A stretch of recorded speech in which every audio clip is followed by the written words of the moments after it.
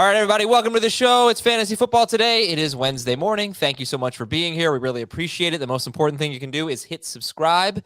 Special shout out to our YouTube audience. Very loyal. Love the comments, most of them. We're going to get started right now. Well, Thanksgiving is just over a week away, and that means we'll have plenty of time to talk about side dishes and dark meat versus white meat and all that stuff, but also trade deadlines. Trade deadlines are rapidly approaching. Very upset about our 2QB league where the trade deadline already passed. When I had a trade pending, that was kind of, I guess it's my fault for not checking when the trade deadline was, but that's egregious. Very early. I have a couple leagues where I was actually thinking I wish that I had moved the trade deadline back. That should have been something that we foresaw in August. We have an extra week of the regular season. We should move the trade deadline back a week. But even for it to be last week in a league, that's early even for a 17-game season. Or, sorry, schedule, 16 games, 17. Maybe that one never got moved from when it was 16 games. 17. Yeah, whatever. All right, anyway, I have a random thought to start the show, and then we're obviously going to go into buy low, sell high, and the trustometer. What, Heath? What did I do? I said, oh, good. I'm looking forward to hearing your random thought. Okay, hi, Dave. How are you doing today, Dave? Hey, what's up? It's a nice tracksuit. All right, yeah, looking good. All right, so my random thought is the full PPR, 3 wide receiver, and flex league. I'm anti. I'm against it. I don't. It's not that I don't like it. It's almost all of our leagues are like that. Almost all of my leagues, because that's what we do here. It eliminates the difficult decisions. I'm sick of talking about these players that are really frustrating and that we want to make these cases to sit and then going, well, it's a 3 receiver PPR league with a flex. You have to start them. Well, why? Why should that be? I think when you go 3 receivers and a flex and full PPR, which receivers are you going to sit, So I think we should stop with that and change it to 2 receivers and 2 flexes. So now at least you have the possibility of sitting a DJ Moore for a running back that you might have on your bench if you're loaded at running back or something like that. I'm getting frustrated with the format because it's almost like the advice that we give on these players, it doesn't even matter because in that format, you have to start them anyway. There's been lots of players that have moved from starts in that format to sits, like Laviska Shenault, Marvin Jones, Jarvis Landry. I'm talking about drops. That is probably the most common format, I assume. I saw your Twitter poll. Yeah. I was surprised that many people said they had a league like that. I can't imagine there's another format you could be that specific about where 36% of people would say they play in a league like that. And I really probably should have so the Twitter poll, I want Dave to talk after this. The Twitter poll was, do you play in this specific fantasy format? Full PPR, 1 QB, 2 running backs, 3 wide receivers, tight end flex. 32% yes, 68% no. But really, some of the no's are 2 QB, and that doesn't really change this either. So maybe it's more like 35, 36% of the respondents would have said yes, because the 2 QB doesn't change this discussion. But Dave, I don't know. It's like I want to make some tough decisions. Benching Jarvis Landry, that's not a tough decision. Benching DJ Moore is a tough decision. I want to make those tough decisions, and I'd rather play with 2 flexes anyway. So I think we should, I don't know. I think we should get away from this format. Counterpoint. Fantasy football is supposed to be fun. Tough decisions should be left for real life, not for fantasy football. I don't believe that. I think you're going to make tough decisions in fantasy no matter what your lineup restrictions are. I think if you had better players, you might have tougher decisions. No, you wouldn't have in a 3 receiver full PPR plus flex league. You wouldn't have that many receivers where you'd have tough decisions. I was expecting a different response from Dave, so I'm going to give it for him. Next year, don't be such a wimp and weasel out of our auction league, because that is half PPR, 2 wide receivers and 2 flexes. The exact type of format you'd like to play. That is great. Yeah. All right, I'll think about it. I'm in a 12-team keeper league where we still don't use PPR. It's been going since 1997. We start 2 running backs, 2 wide receivers, and 1 tight end. I am in a 14-team analyst league, 2 of them, where we have to start 2 running backs, 3 wide receivers, 1 tight end, and 3 flexes. Yep. In both leagues, there are tough decisions to make. One of them, I've got to decide between, which of these receivers to start between CeeDee Lamb and like really good. Tyreek Hill is one of my receivers. We have great receivers in the keeper league. And then in the expert league where there's 3 flexes and 3 wide receivers, well, Jamison Crowder is a must-start receiver for me. Mm-hmm. So there are all kinds of, the decisions that you're looking to make. You want to be challenged, Adam. You want to make some interesting decisions and have to put your butt on the line with these decisions for your fantasy team. You're going to have to make decisions like that pretty much every single league that you're in. Yeah. Unless you're in some sort of 6-team Mickey Mouse league where you start 1 of each. And then you don't have any tough decisions to make necessarily. You'll have decisions. Oh, you will. I get it. Also, are you in the magazine league? Yeah. Well, that one's a half PPR league. That's not the same format. It's the 3 receiver plus flex thing, but yeah, you're right. Well, sort of right. All right. You know what? Look, I said my piece. I just think that so many times this year, and I'm not criticizing the analysis because it's true. So many times this year we've said, well, he's struggling, this and that, but you're starting him anyway. It's a 3 receiver, and I don't like that. Yeah, I don't want to start DJ Moore anymore. We do the same thing. The reason we do that is because there's so many more wide receivers than running backs. We do the same thing with running backs as RB2s. Not this week, because this week running back feels okay. But a lot of weeks, the guys ranked between 19 and 24. Half of them have been awful, but they're going to get 15 touches. You got to start 2 running backs. We're going to start him anyway.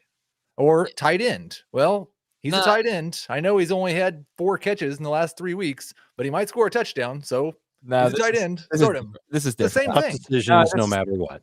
This is different. I'm right. Okay, let's move on. Listen to the Fantasy Football Today DFS podcast. I don't host that one, so you don't have to listen to this nonsense.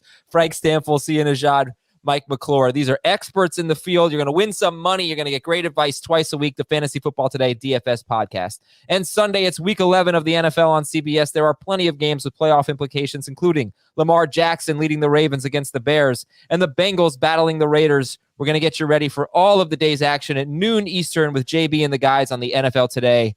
That's all this Sunday on CBS. Now, Frank Stanfill, who is currently in the top 10 in the Scott Fishbowl overall leaderboard. Ooh. He has built himself a juggernaut. And by the way, the number 1 team, FFT alum Ben Gretsch. And in the top 175, some fat vampire wearing a brown track jacket. What about me? Am I in there? Are you even playing in the Fishbowl? Yes. Come on. No, you're not in the top. I don't think you're in the top. I'm actually good. I thought this was one of my worst teams. It's actually solid. How many? What place are you in overall? No, in your division. I want to say I'm in 3rd. Okay. The best you can tell us pretty close to where you're at in the standings by how many points you scored, because we know Dave's at 175 or whatever, and we know we can figure out how many points he's scored. I'll tell you how many points I've scored. I don't believe I'm in the top anything. Oh, I have scored 1,589 points. Yeah, you're not in the top 250. Which is 3rd most in my league. Yeah, you're probably in the top you can 500. say you're 3rd in your league and just change subjects, but yeah, it's not 3rd overall. Frank is literally like 7th or 8th overall. That's amazing. All right, sorry, enough about us. So today on the show, we're doing the Trustometer. We're going to talk about players if we trust them rest of season, and that's going to really be a trade segment, But before we do that, I think Dave, you might have some other buy lows and sell highs you want to mention that aren't going to be on this list. If you do, please fire away. I have no idea if these names are on your list or not, but 2 quarterbacks that I would consider buying low on right now are Kyler Murray and Matthew Stafford, neither of whom you might be able to use in week 11, but you've got to think long-term with them. And if you're on a team that's 5-5 or better, but you've been streaming quarterbacks, these are 2 guys that you can try and grab, especially if the team that's been struggling with Kyler Murray on the bench is also 5-5 or 4-6 or 3-7, you should be able to procure him from them in exchange for a couple of players that can help their team win now. There's two types of fantasy, and we should preface the buy lows and sell highs with this. There are two types of fantasy teams right now. There are the teams that have visions on making it to the fantasy playoffs. They're feeling good about their squad, and they might need to make one or two moves, maybe consolidate their whole roster so that they've got their lineup set ready for the big playoff push. And then there's the teams that are trying to get into the playoffs, and they'll do whatever it takes, and they're in win right now mode. They can't afford to have that seventh loss. Once you get to 7 losses this year, it's going to be tough to make the playoffs in your league. I think it's 8. Is the only thing I agree with everything Dave said, especially the part about Kyler Murray. But I think it's 8 this year. I think a lot of teams are going to make it at 7-7. You might make it at 7-7 with tiebreaker help, but if you want to be sure that you're in, don't lose 7 games. All right, so Kyler Murray was not on the trust-o-meter, but he could have been, and Stafford was only started. I don't know what to make of this. He was only started in 77% of leagues on Monday, which really shocked me. And I don't know if that was a Robert Woods reaction or what. And then obviously he had a dud. So people. I wonder what's his highest start rate this season. Oh, he's had weeks where he's got to been have some 90+ weeks. Yeah. Because he was drafted as a second quarterback in a lot of leagues. Mm-hmm.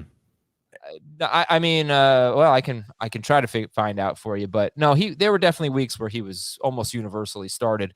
Was coming off a bad game. He lost Robert Woods. I don't know what the thought was there, but.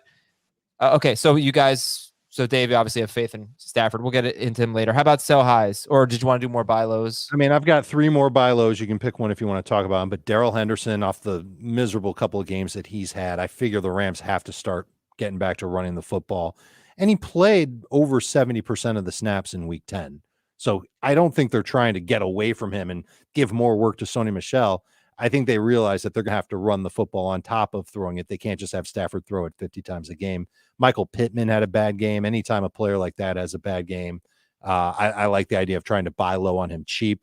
I imagine that it's going to eventually hurt T.Y. Hilton that he's playing with Michael Pittman, because Pittman is the number 1 guy in Indianapolis. And T.J. Hockenson, 1 target, no catches. How many more times are we going to see that from him? So if you're streaming tight ends and you don't like what you've got at tight end and you want somebody who should be a good enough starter at minimum rest of season, Hockenson is someone you can trade for cheaply right now. I want to go back to Kyler Murray. Is this a fair trade offer to a 4-6 team who has Kyler Murray?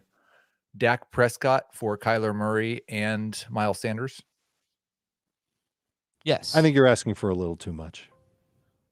That was my computer. Fair, but if Dave says a little too much, I think it's fair. That means I would not take Kyler Murray for Dak and Sanders, knowing that Sanders could be back really soon. No, it's Kyler and Sanders for Dak. Oh, Kyler and Sanders for Dak? No, I still wouldn't do that either. That's too much to give for Dak. It's not even. Okay. But I think it's important also, and the if you really want chart Dak, is then you do awesome and very important. You can't worry so much about getting equal value if you're 4-6 and you have 4 players who aren't going to play this week. Right. Like, you have to win this week. It doesn't matter if you lose the trade if your season's over after this week.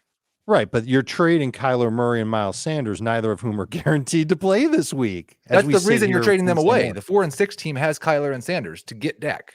Okay, so that's overpaying for Dak Prescott, but I get your point. Okay. All right, I want to talk about 2 of the guys that you just said, Michael Pittman and Hockenson, because I hate their schedules. And Hockenson, he has Cleveland this week, and they're 22nd against tight ends.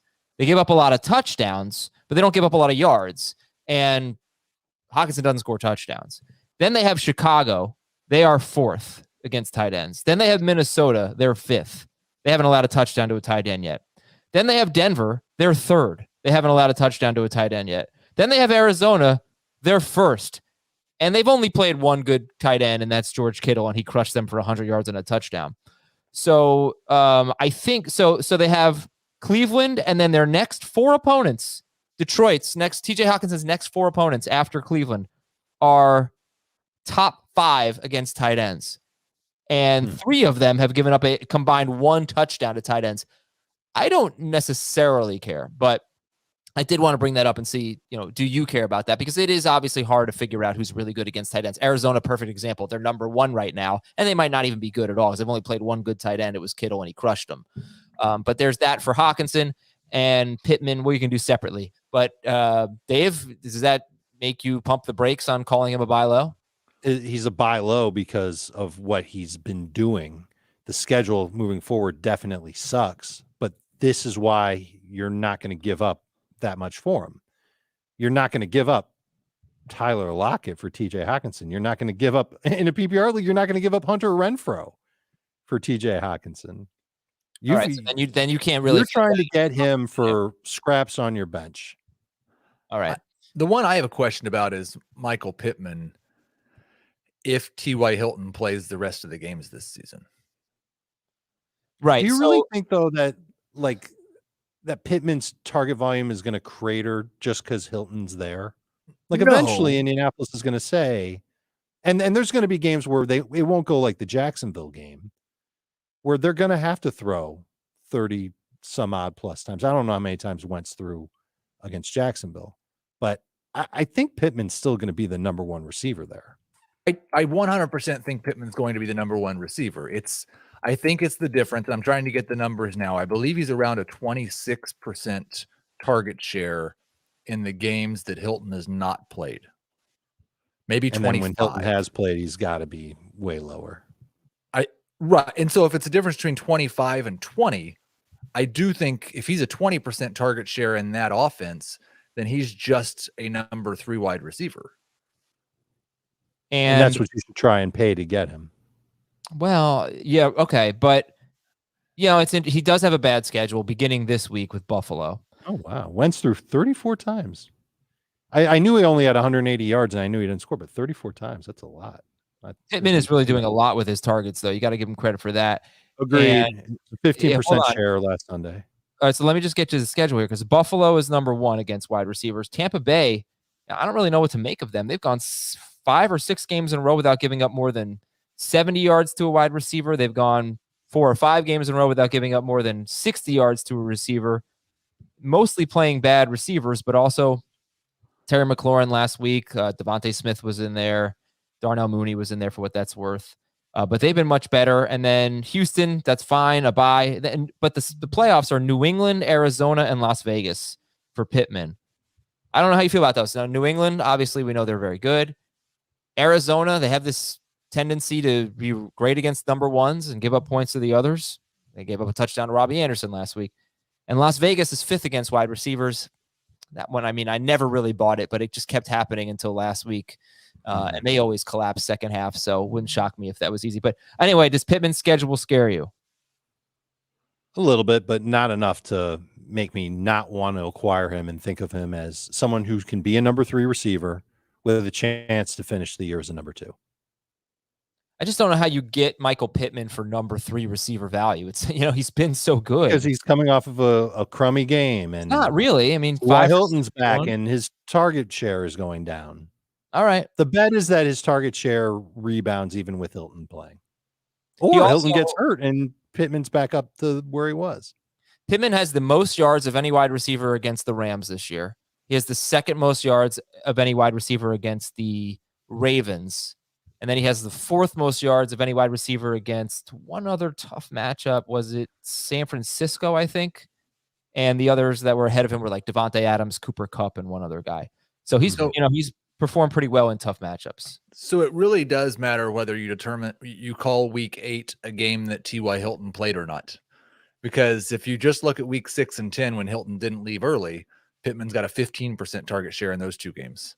Right, but and that's what he saw like 11 targets or something in week 8. No, 5, but they didn't throw any passes. I don't remember. But he had a huge target share in week 8, so it's pretty normal. All right, so would you rather have Pittman or Lockett? Lockett.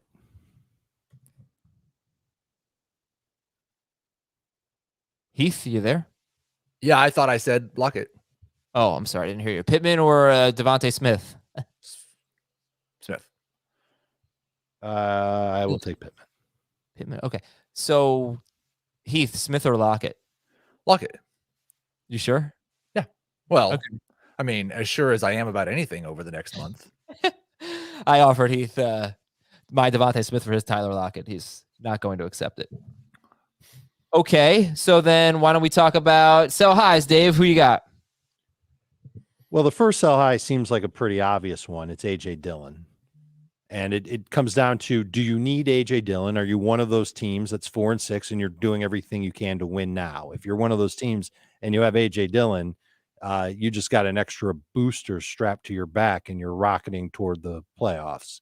So you don't necessarily want to give him up then, unless someone's willing to give you a ton for him, because there is a lot of hype out there about A.J. Dillon. And so if you can cash in on that hype and get a top 12 receiver, a top 5 quarterback, a top 4 tight end, you pair Dillon with another player to improve at running back, someone that can help you the rest of the season. Maybe you turn A.J. Dillon into David Montgomery. I would make a move like that, but I don't think he's necessarily a strict sell high, get him off your team for whatever you can. It's more like, if you can cash in, now's the time to take your chips to the cashier. Okay.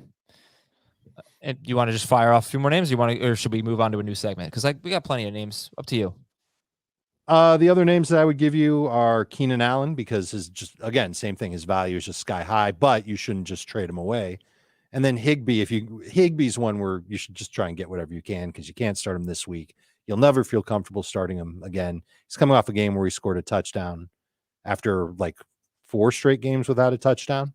So if you can find a team that's desperate at tight end, you might be able to trade Higbee and another player for one player. So let's take a look at our news and notes now. Eli Mitchell has a fractured finger. So Jeff Wilson's still 36% rostered. Is he a must add right now? And I'm sorry, I should clarify. Eli Mitchell may play in this game, but this week it's not a huge injury. But is Jeff Wilson a must add, guys? Heath, I'll start with you. He's a want to add. Yeah, I didn't put a claim in for him everywhere. There were teams where my bench had players on it that I didn't want to drop for Jeff Wilson, but he was amongst the top 5 running back priorities and amongst the top 10 overall priorities that I had. And I know I'm the most skeptical on this, I still think the things that I've read that the team has said and that the beat writers have said sure sounds like it. They think they're going to put a pin in his finger. He's going to come to practice today and he's going to play this week. Eli Mitchell. Yeah. Yeah. All right. So let's take a look at the running back landscape now, resetting the waiver wire. A lot of leagues do run their waivers on Wednesday night. You've got the Eli Mitchell finger injury, but could certainly play. You've got Damian Harris, who is still in the concussion protocol, but was listed as limited in practice on Thursday game at Atlanta. You got Cordarrelle Patterson, who was listed as limited, but it's very vague. They didn't actually practice. You got Baltimore waiving Le'Veon Bell. And you got the Deontay Foreman. Nothing's changed in that situation. But if you look at the 49ers, Patriots, Falcons, Ravens, and Tennessee Titans, who are facing the Texans, Dave, would you re-rank the waiver wire running backs now?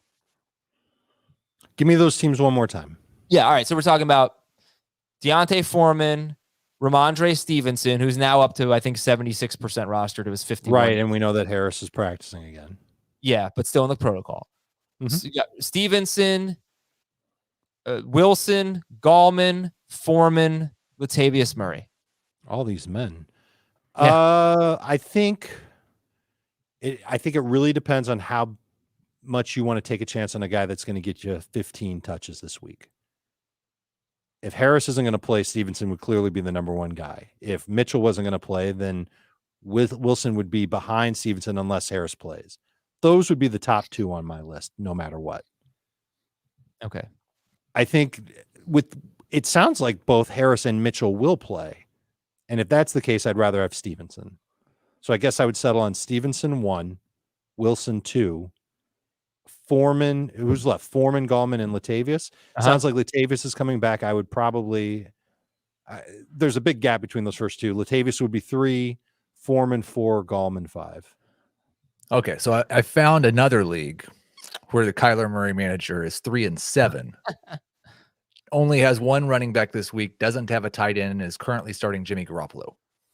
Oh. So I have offered Kirk Cousins, Kenyon Drake, and Dan Arnold 3 starters for Kyler Murray and Chase Edmonds.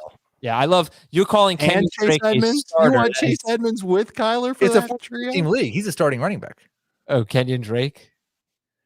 Oh. All right. Yeah, look, this is what you should do. Be aggressive. I like it. This is the podcast league? It is the podcast league. You don't need any more I don't think anybody's saying yes to that trade, Heath. Well, I mean, if you don't, you got to make that trade or another trade or your season's over. It's possible. How many losses do they have? This is like The Office where Dwight's trying to sell his car. 5, 4, 3, 2. Make a decision. All right, guys, I got to do some more notes here. Chargers defensive lineman Joey Bosa and Jerry Tillery are on the reserve COVID list. Bosa reportedly not vaccinated, so let's say he's probably not going. They're both probably not going to play, and they're two important pass rushers. So I think that takes the shine off of the. Does it take the shine off of the Chargers DST? Because the Lions DST was so good against Mason Rudolph. They were okay, but their most talented defender is not going to play, and Tillery is a good component of that defense. It absolutely makes it easier on the Steelers. I know, but if you need a DST, I don't know that anyone's bad against Mason Rudolph. I know. All right, what else we got? Pittsburgh, by the way, planning for Mason Rudolph to start. They're game planning for Rudolph to start, but they're leaving the light on for Ben Roethlisberger. Tampa Bay cornerback Richard Sherman's going to miss a few weeks with a calf injury, and Green Bay worked out Kerryon Johnson. Okay, we're going to get to the Trustometer in just a second. There were 2 other schedules that I hate that I wanted to talk about. We already talked about Pittman and Hockenson. I want to get your thoughts on them. Michael Carter. So it really depends on how you view Miami, because they have been better lately. They started off as a terrible run defense. Someone on Twitter pointed out that they had a linebacker that was out and now has come back and has improved their run defense. And I don't know. Which team is this? Dolphins of Miami, right down the road from you. But not the Dolphins of Topeka. Right, exactly. So Michael Carter has the Dolphins, Texans, and Eagles in his next 3 games, which at least 2 of them are great matchups. But then beginning in week 14, he has the Saints, and then the Dolphins again in week 15. And then Jacksonville has a really good run defense. And then Tampa Bay in week 17 in the fantasy championship. So that's Carter. And then we can get into DJ Moore. Heath, what do you make of Carter's schedule? Does it scare you? I mean, the only thing that scares me is that there's a quarterback change and they don't throw to him as much, because then this schedule would matter.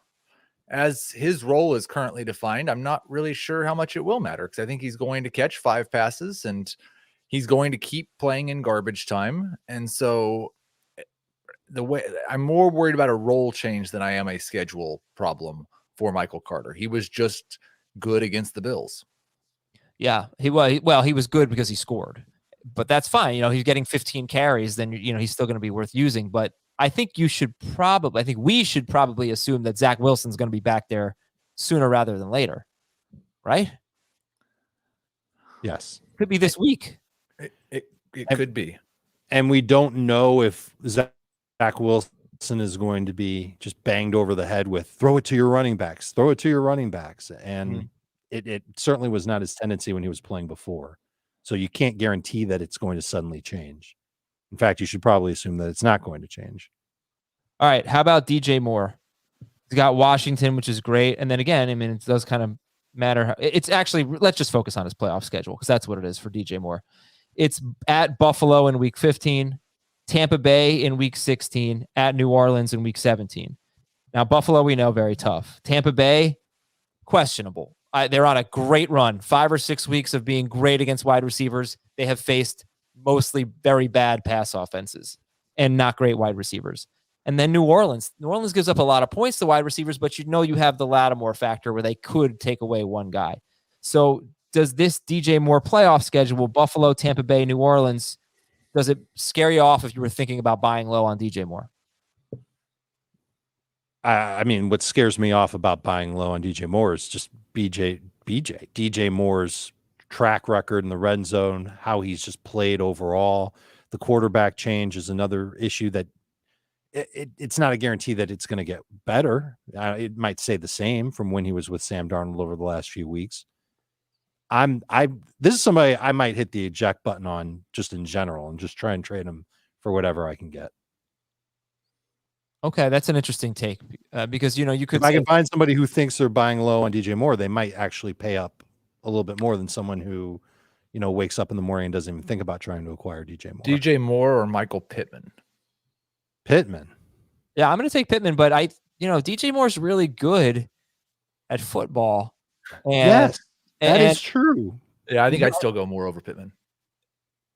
Yeah, so I would be pretty actually interested in acquiring DJ Moore, if not for that playoff schedule, because it does scare me, especially the Buffalo game.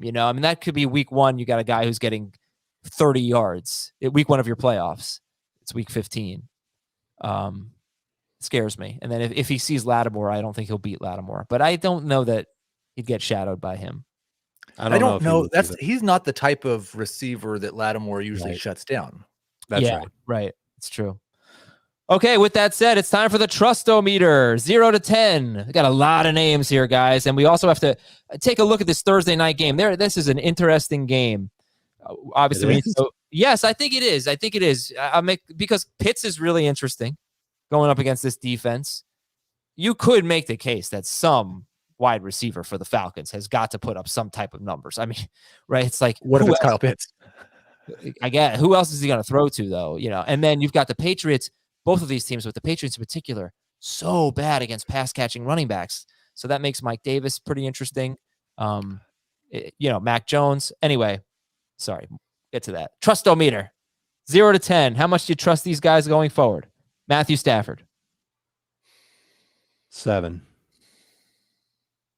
So I think he's probably like a set. Yeah, 7 seems fine. I was thinking 6. Maybe I'd go 6.5 on the Trustometer. Okay. Russell Wilson. The same, 7. No, not for me. I was disturbed by his inaccuracy in his first game back, and I'm concerned that maybe his miracle healing of his finger is just that he came back a little earlier than he should have. And so this week in particular, I'm more like a 4. As soon as I see him look like Russell Wilson again, I'll be with Dave as a 7. Well, when you see Russell Wilson look like Russell Wilson again, wouldn't you be at like an 8 or a 9? No, because I think there's concerns outside of Russell Wilson. The fact that he's throwing 26 passes a game gives him a very small margin for error. Like, he's throwing less than he has even in the past years when we've said let Russ cook. They went the opposite direction. That's not because they're so run heavy, though. It's because they're last in time of possession, in my opinion. Does that make me feel better? I don't know. It's because if you, well, you could say offensive philosophy is one thing. If you think the time of possession thing is fluky, then you could see more. And it's not as if they're not run heavy. Are they run heavy? I don't really feel I think relative to league average, they are still more run heavy than not. What do they have, like 55% pass rate? I can look it up right this second. And considering their record, I think that's pretty. Yeah. Okay. Well, on the year, 51.9. Seahawks. 51.9 is what you see? Is what I see.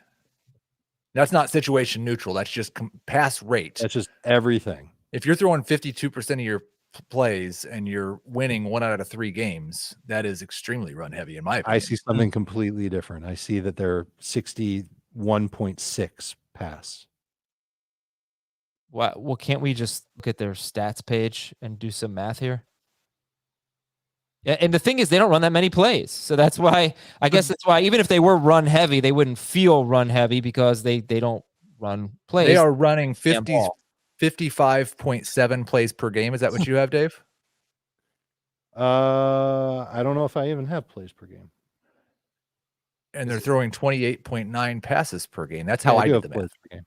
All right. Plays per game. This is boring. No one wants to hear this. So 55.7 is what I have. So boring. All right. Are you including sacks in your math? No. You need to. Those are no. I don't think so. I have pass, run, sack because some teams get sacked more. than others, and sacks are not good for fantasy. I agree. So if you add pass and sack, what do you get? Then you would have the drop back rate, which is probably around 61%. You get sass. All right, let's go to our next player here.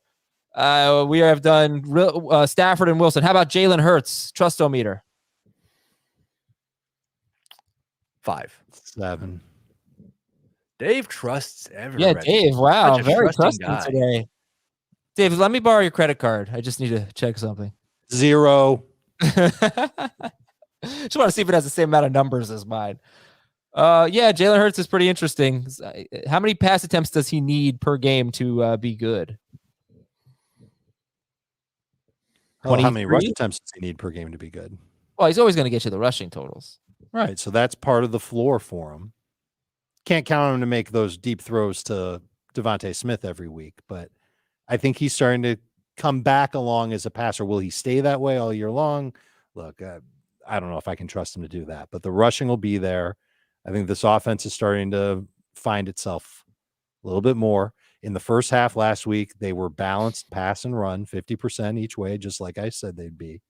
And there will probably be games down the line where they'll have to throw a little bit more. But they were in the first half, but for the game, it was like, what, 40-60, right? They threw 3 it passes. It was even worse than that before the game. But once you got in the I'm just saying, like, he threw 23 passes. Or... That wasn't what we were hoping for last week. He just happened to have a 10%. No, in the second half, they didn't need to. 3 passes in the second half. I was expecting it to be a more competitive game. Their remaining schedule, if you just look at the quarterbacks in fantasy, Trevor Siemian, Daniel Jones, whoever the Jets run out there, Taylor Heineke, Daniel Jones, Taylor Heineke. I don't know if they throw 25 passes a game the rest of the way. They are the Eagles, though. Let's not act like there's some really good team now. No, but they are a team that desires to be run heavy, and they're facing 0 offenses that are good. Yeah. 0. It's true. All right, let's go to Aaron Rodgers. 0 to 10 on Aaron Rodgers. 8. 5. Probably the same as Jalen Hurts. Why so low? I think we're using different trustometers. Yeah, it seems like we're not calibrated. Mine is basic, like, to be an 8, I would have to think you're a top 6 quarterback. Oh, wow. But that's what a 10 should be. Yeah, seriously. So if you're a must-start fantasy quarterback, what number do you 12 be? A 7? Like 7, 8. Yeah, 7. 7. You could put some 6s in there. In fact, full disclosure, I thought about changing my number on Hurts to 6 as soon as I said 7. I put Rodgers at 5 because I view him just about QB 12, and I think he'll probably be good about half the weeks and bad half the weeks. I have more faith in him. My biggest concern about Rodgers is he's got 3 home games in December. Maybe one's in late. No, they're all in December. And, that could mess things up, although he scored like 40. He scored 32 points last year in that Tennessee game, which was that crazy snow game. But we've seen bad weather can throw people off. But I just think I think he is what he was from weeks 2 to 7 when he was 8th per game in 4-point, but 5th per game in 6-point. And I think Rodgers would have to have a different number depending on the format. But he was basically in that stretch almost what he was in 2020. Not quite as good because he's never going to do that again. But I don't know. I think he's awesome. I don't care about the game he didn't play with Devontae Adams. I don't care about week 1. And you apparently don't care about last week. Well, I do care about last week.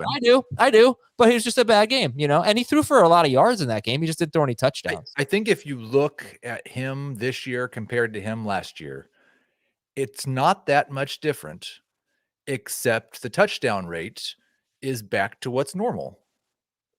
But I don't think his yards are that much different than where he was last year. It's just he had a 9% touchdown rate last year. Now it's 6%. He's lost a third of his touchdowns.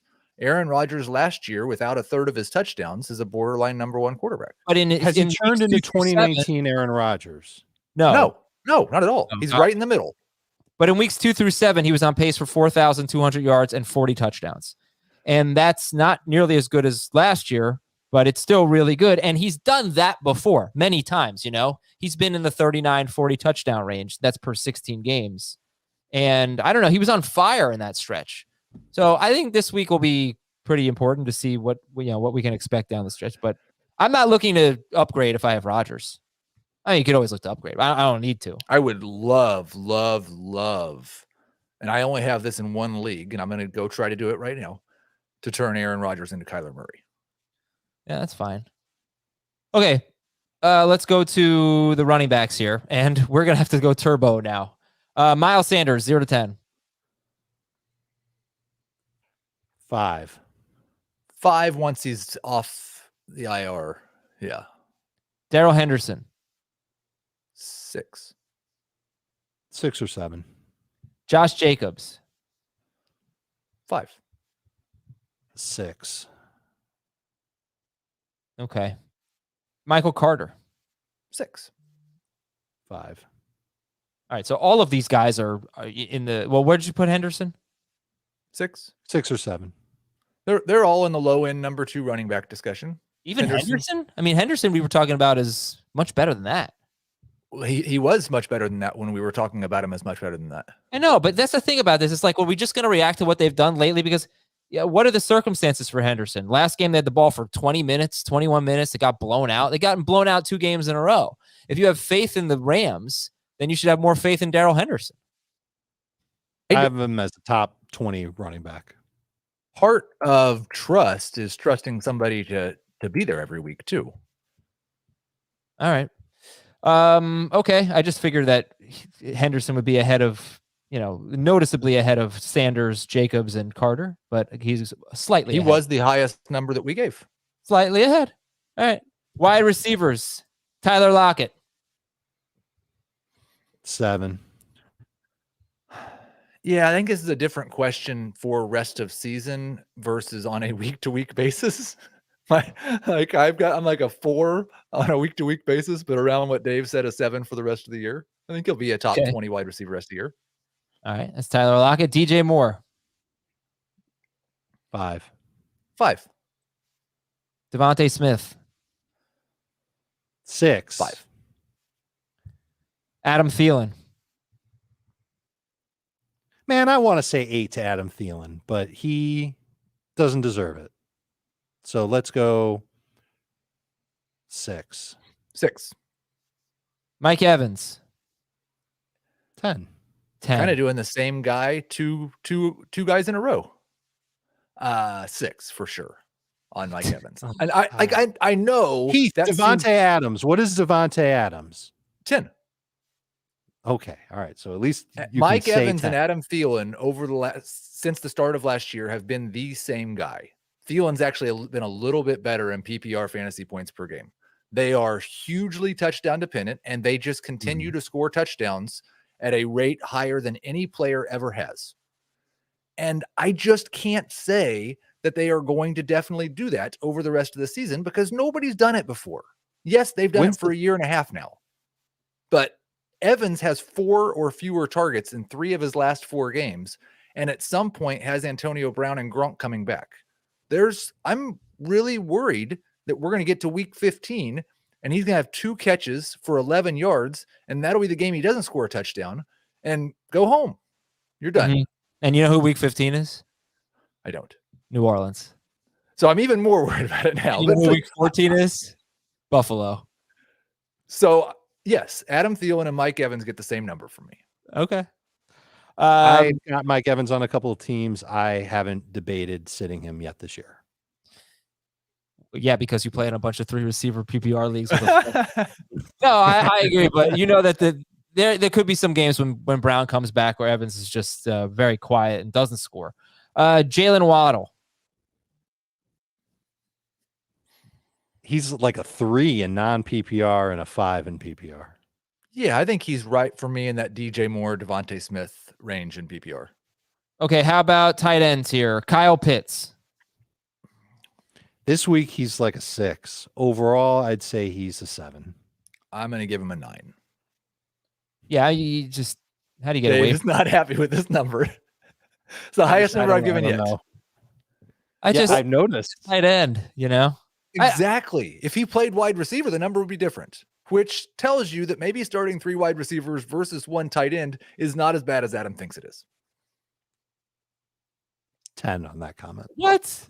Come on, Dallas Goedert. If Kyle Pitts would have a lower number as a wide receiver than a tight end, then starting 3 wide receivers is not diluting the position too much. I don't agree with that because you can still, in the format that I want, you can still start 3. You can start 4 wide receivers. I would just like the option to start a running back or a tight end, if I so choose, over that third roster. You know what's funny? I flexed Dan Arnold in 3 different leagues this week where we start 3 wide receivers in a flex. So yeah, you could have that option now. I like your solution, Adam. I do. I thought you were going to go in a different direction with where you were going. And when you said 2 flexes, I thought that was cool. Yeah. Thank you, Dave. Appreciate it. Yeah, I'm giving you a 10. Dallas Goedert, 0 to 10 trusto-meter. Once he's healthy, somewhere between 6 and 7. 4. I love his schedule. Giants, Jets, bye, unfortunately. Washington, Giants, Washington. No bad matchups there. Where would you guys guess on a per game basis Dallas Goedert ranks at tight end? 14th. Probably somewhere around 10th or 12th. I think it's 18th or 19th.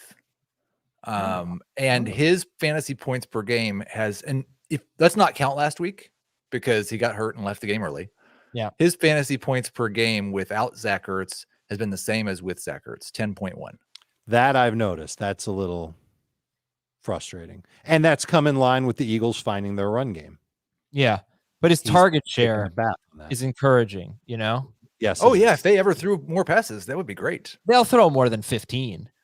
If they, I know I keep making this reference, but it feels like the Ravens of last year. It feels like Marquise Brown and Mark Andrews or Devontae Smith and Dallas Goedert, and they're going to throw 20 to 25 times a game.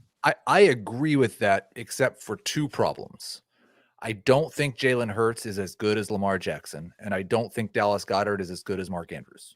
Yeah, I will. Finally, Heath, we are on the same page. All right, okay. New England at Atlanta.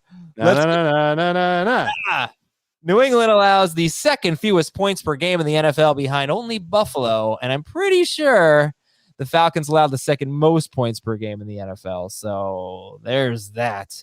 Stat of the game number 1, Mac Jones has thrown 20 passes inside the 10-yard line. 11 of them have gone to tight ends. And is Jonnu Smith going to play in this game, by the way? Do we know? Don't know. And honestly, for fantasy purposes, I do not care. Well, would you guys start Hunter Henry or Kyle Pitts? I'd start Pitts, but Pitts. I don't really feel great about either one getting more than 8 or 9 PPR points. Would you start Mac Jones or Matt Ryan? I think I started the week with Mac ahead of Ryan. I might have switched that. I don't really want to start either one. No, they're 2 QB only. Neither one in my top 18, I don't think. I don't know. I have Ryan 2 spots ahead of Mac Jones. Yeah. Same. So, yeah, I think people might be a little higher on Mac Jones against a team that gives up the second most fantasy points to quarterbacks. How come you guys are resisting that? Because I think they're going to be able to run quite a bit on the Atlanta Falcons. Well, yeah, and like, how many good fantasy games has Mac Jones had this year? 2 games with more than 21 fantasy points. I think 3 or 4 with 21 or more. 20 or more. So I think, let's see. Fantasy points, whatever. You heard what I said. 2 games with more than 21 fantasy points. Yeah, look, they're going to run the ball. They're going to run the ball a lot and probably successfully. The Falcons, actually, they're kind of like the Jaguars, that they're not that bad per carry. Right. Unlike the Jaguars, they're giving up a ton of touchdowns, a ton of fantasy points, and they see the fourth most rushing touchdowns per game, and a lot of attempts. I don't know, but also the 8th most receiving yards per game. The running back. So, all right, listen. Let me just get to the running backs later. Let's finish this off here. Any wide receivers that you have confidence in this game? Kyle Pitts. No. Jacoby Myers is my favorite wide receiver in the game, and he's not in my top 30. So not a great deal of confidence. Correct. Would you take a flyer on Russell Gage or Zacchaeus or anyone like that, given the fact that we're expecting Patterson to miss the game? I would rather start Marcus Johnson. Same. Okay. All right, but somebody's like, who's Matt Ryan going to throw to? He's going to throw to Pitts, and New England's going to throw to do a good job. McCourty and J.C. Jackson. I think he will throw to J.C. Jackson at least once. Mm-hmm. He's probably going to throw to Mike Davis at least 6 times. Kyle Pitts will get 6. So I've got 14 of his targets there. Where are the other 20? I'm not sure the Falcons will have the ball that much. Running backs. And all right, then Kyle Pitts. I think Jamie does have Pitts pretty low, and you guys have him more like 6th. Which tight ends are you starting over Pitts? All the studs, Pat Freiermuth. I'm going to have to make a decision on Hockenson and Gesicki versus Kyle Pitts. Yeah, it's just Kelsey Kittle, Andrews, Waller for me. And I had to move Andrews and Waller ahead because projections-wise, it was just Kelsey Kittle. How are you going to start Freiermuth over him if Mason Rudolph's starting? And you won't even know that by Thursday. Because, well, then it can only go up from there if it's going to be Mason Rudolph starting. He still got a lot of targets from Rudolph last week. The biggest mistake that Freiermuth made, Rudolph had nothing to do with. It's just a matter of him just getting some more opportunities near the goal line, which we've seen before. And that's an easy fix for the Steelers. Well, but I mean, I don't think it's an easy fix because it requires them getting near the goal line with Mason Rudolph. Yeah, but they're playing the Chargers without the Chargers' best defensive player and another defensive lineman. In overtime, they scored, what, 10 points or something? Did they get into the red zone once or twice against the Lions? The Steelers? Yeah. At least once. I don't know. I don't have that number in my head. That's my problem with Freiermuth. He's probably going to be 40 yards and 4 or 5 catches, which is okay.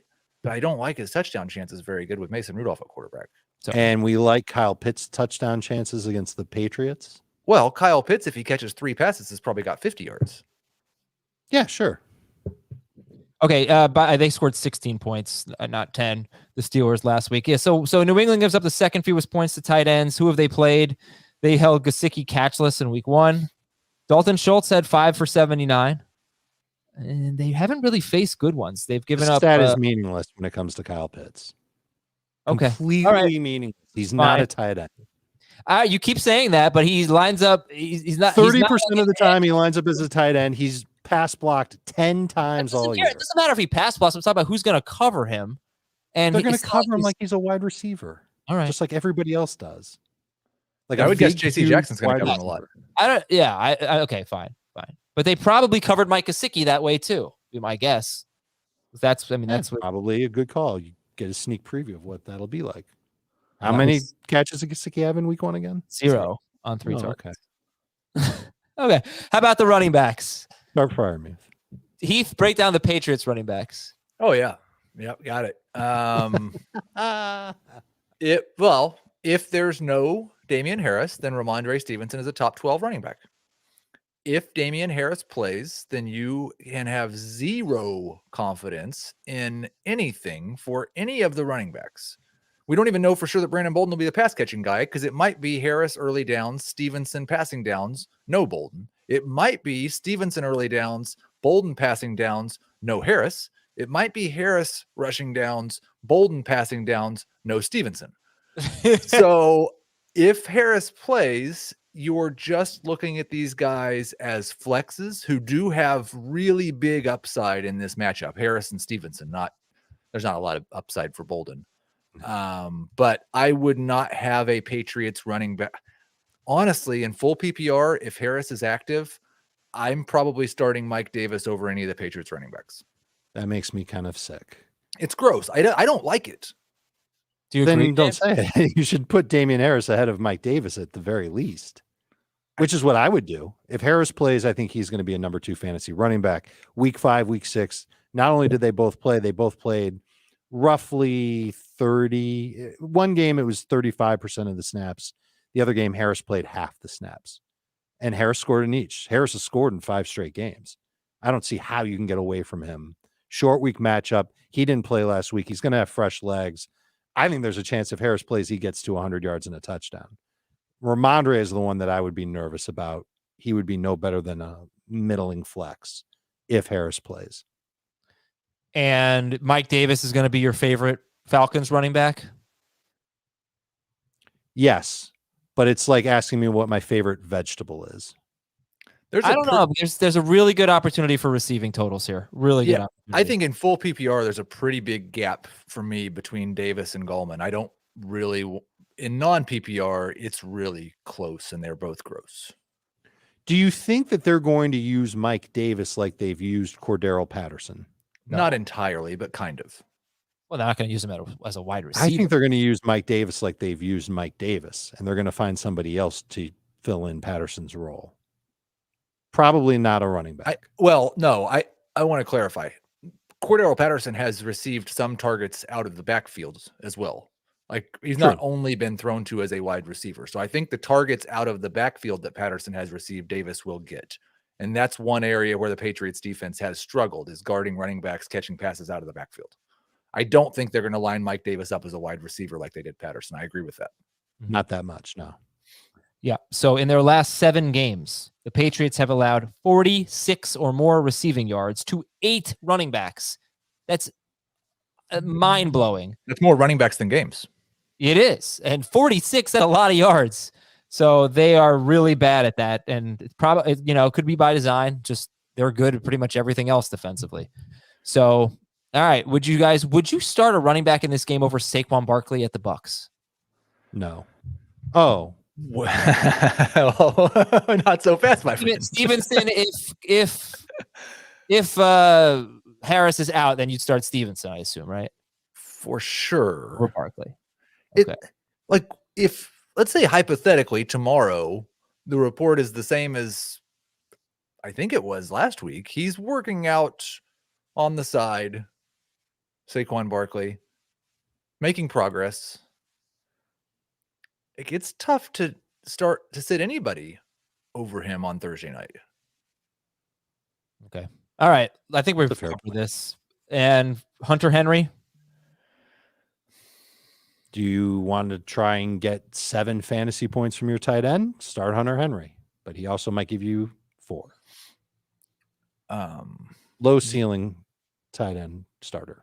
Yeah, I'd much rather start Arnold, much rather start Conklin. I would prefer Ertz actually this week, but Henry's right there after that group. I'd start Henry over Evan Ingram, who I think was my second favorite streamer.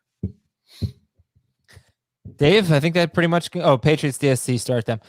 Dave, I think we're done. No. All right. So I wanted to do fantasy cops. Let's fire through emails and Apple Podcasts, and we'll do fantasy cops at the very end. Chris, non-PPR, grade the trade. Give up Hopkins and Melvin Gordon. Get back Nick Chubb. Chubb side wins. So he's giving up Chubb? No, he's giving up Hopkins and Melvin Gordon for Chubb and non-PPR. Perfect trade to make if you're one of those teams that's heading toward the playoffs. You're consolidating. You're getting fewer lineup decisions in the future. Mm-hmm. All right, would B, be even better if you got Kareem Hunt or Dearness Johnson on your bench. Okay, great. B, from Jason, I have Barkley, Gibson, Montgomery, Michael Carter, Darrell Williams at running back. All right, that's not bad. Wide receiver, blah, blah, blah. I was offered Justin Jefferson for Carter and McLaurin. So you give up McLaurin, you get Justin Jefferson. You also give up Michael Carter, still leaving him with Barkley, Gibson, Montgomery, and Darrell Williams. Half PPR. Do it. Yes. Jefferson side wins. All right, from Malcolm. 7-3, getting ready for the playoffs. Yeah. Need RB2. Should I trade DK Metcalf for Darrell Henderson? That would leave me with Lamb, Chase, and Devontae Smith at wide receiver.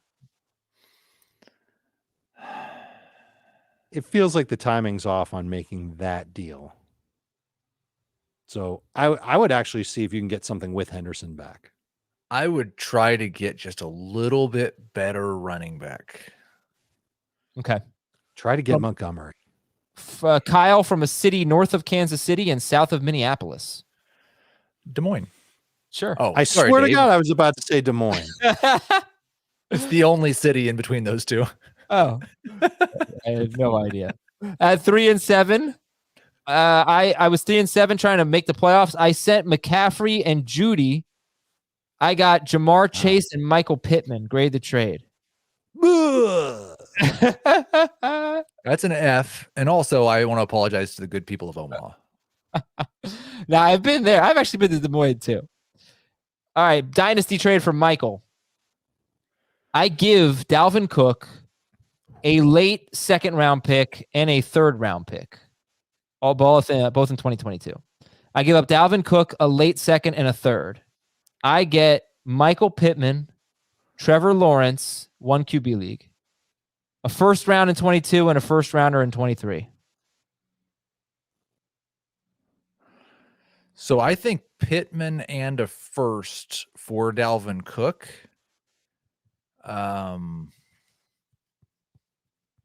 If you're going nowhere, I like the trade. That's not too far off at all. Yeah, I think that's a B, maybe a B plus.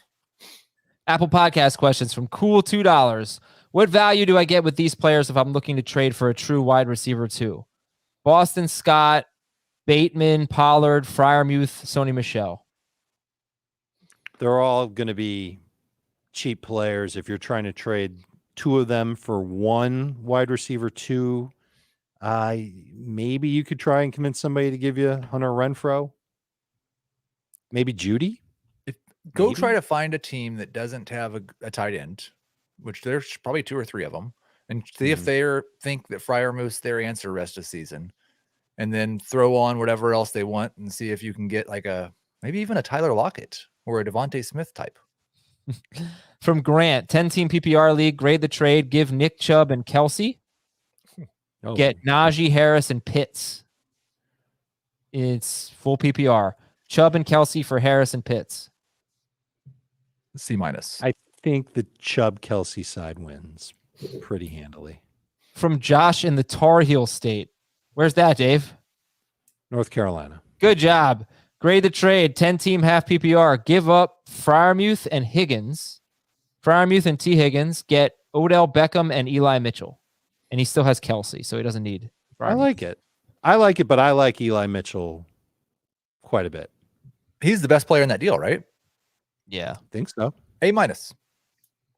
Okay, guys, you want to stay a little overtime and do fantasy cops? Oh, yeah. Only if you play the music. Oh, come on, Dave. I would never not play the music. Regulate! Okay, first fantasy cops comes from Sleepless in Seattle. I am in a 14-team PPR Superflex League Tuesday night just before 8 p.m. I traded away Terry McLaurin, Tyrod Taylor, and Chris Carson, and I got Devontae Adams. I made this 3-for-1 trade specifically on Tuesday night as the waivers run Wednesday morning at 6 a.m. This way, I could go get Deontay Foreman, etc., to fill out my roster. So he had 2 extra spots. Here's the twist. The league commissioner texts me at about 8:30 p.m. congratulating me on the fleece of a trade I pulled off. I thanked him, and then I asked him when the trade would be processed, to which he replied, tomorrow, because I am in bed and can't do it from my phone. Apparently, you can't approve or process trades from the app on the other website that I will not say. Either way, I followed with, can you please process tonight so I can add guys on waivers tomorrow morning? Then I got crickets. You will never guess who I am playing this week in a matchup. To win to keep our playoff hopes alive. Yep, that's right, the commish. He is a good friend and a great guy, but fellas, help me out here. Was I asking too much or should it have been put through? Probably not a whole lot I can do at this point. Why do league commissioners insist on approving a trade? Why not just let a trade go through? Why have this extra piece of red tape? Yeah, it's ridiculous. You shouldn't do it. But Dave's 100% right. Yeah, he's not. And guess what? If a commissioner, right. hold on. If a commissioner makes the decision that he's got to be the one to approve and check mark every single trade, then he needs to actually do it in a very timely manner. The commission is in the wrong here. I think I agree with Dave at the start that the commish is in the wrong for having to approve trades. 100%. Very wrong. But This is an unpaid volunteer position. And if you should not be required to get out of bed to approve someone else's trade. It's 8:30 p.m. You What don't the know. hell? This guy might live in California and the other guy might live in New York. I don't get that sense. And I don't like 8:30 p.m. Oh, wait, he might have to wake up at 5 a.m. He lives in Seattle. His name is Sleepless in Seattle. Yes. So what if the commissioner lives on the East Coast? So it was 11:30 p.m. Get out of bed. Get the hell out of bed. You're awake. You're awake. No. Get out of bed. No, that's so weak. Are you kidding me? What's weak is having it to where the commissioner needs to approve trades. You've got to be Mr. Commissioner Enforcer, and you've got to make sure that every single trade is fair before you let it out into the league. Yes. Yeah, well, you've got to make yourself available. Get out of bed. If you don't like that, then get rid of that piece of red tape, you knucklehead. All right, next one from Joe. He needs to walk it back. He needs to allow. He needs to make the switch. He needs no. It's too late absolutely, now. No, he absolutely should. Rerun waivers for the whole league? Yes. No. The players that this guy wanted, he should have been able to get the players he wanted. He probably saved you from using Deontay Foreman anyway.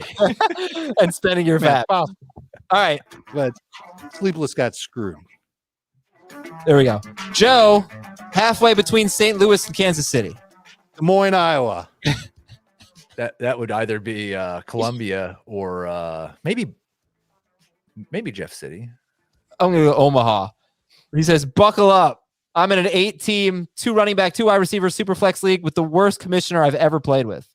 I've argued with him a couple of times about this league. It only takes 3 votes to veto a trade. Our championship is played in week 18, and we only start 2 wide receivers for some reason. Adam's the commissioner. Yeah. I played against my commissioner's roommate in week 10. Just before the games, the funny thing is, like, I'm just going to tell you right now, spoiler alert, Joe, who wrote this email, is so wrong. I played against my commissioner's roommate in week 10. Just before the games kicked off on Sunday, I added Nick Folk. But in my rush to set all my leagues, I forgot to actually put him in my lineup. Once I noticed this, I contacted my commissioner and asked him to put him in for me. He told me no. What exactly did you tell him? I don't think I could read that. I ended up losing by 3 points. Is the second word off? No. The second word is it. Okay. D-Generation X is his commissioner. Okay. Yeah. I ended up losing by 3 points. I felt like I deserved to win the game because kickers don't matter anyway. Needless to say, I'm a little fed up with this league. I want to quit out of spite and principle, but I'm 8-2, and I have McCaffrey and Barkley. What do I do? Dude, I'm sorry, Joe. Your commissioner might be your lineup, you idiot. You're wrong. You're wrong. Yeah, the only gray area I see here is if he messaged him between 11:55 and noon. Central. Well, they're in Missouri. If he messaged him between the time where Folk had locked and the time when the game had started, then the commissioner should have done it, even if the commissioner didn't see it until an hour later. Yeah, because the intention was expressed. Yeah. I'm fine with that. I think it's at the commissioner's discretion to do that, though. Like a commissioner could say, "Okay, yeah, you're fine," but the commissioner could also say, "Sorry, rules are rules." No, because he was playing the commissioner's roommate, and so if he has that discretion to do that for people that he likes and not do it for people he doesn't like, but we don't know if that's the case. That's why you should take discretion out of it's what I'm saying. If you ever message before the game starts. I'm sorry. If you ever are the commissioner and you do something like this, you need to alert the entire league and set a precedent. Yeah. Right. And so everybody needs to know that you did it, and then you have to continue to do it every time. And all Heath is saying is there's a 5-minute window in between lineups locking and the game starting. If you notice a mistake in your lineup, what I would do is I would send a note to the entire league personally. I wouldn't just text the commissioner. But we're okay with the commissioner editing a lineup if it is announced, in that 5-minute window that you want to make a change. All right, guys, thank you so much for hanging out for this long and doing some fantasy cops. Great show today. And have a wonderful Wednesday, everybody. Take us home, Adam. Here we go. Double encore. All right, I'm just going to go read the dictionary out loud now. We'll